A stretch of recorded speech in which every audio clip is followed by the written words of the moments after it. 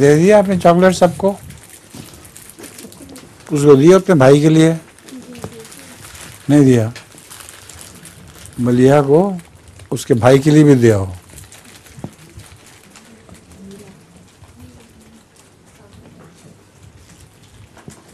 ہاں جی، اب کون ہے؟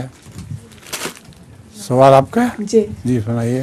حضور، اللہ تعالیٰ نے قرآن شریف میں فرمایا ہے کہ جس کو حکمت عطا ہو جائے اس سے خیر کثیر ملے گی۔ حضور، حکمت ملنے سے کیا مراد ہے؟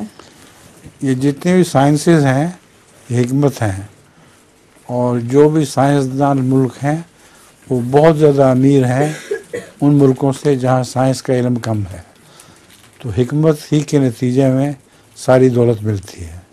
جزاک اللہ۔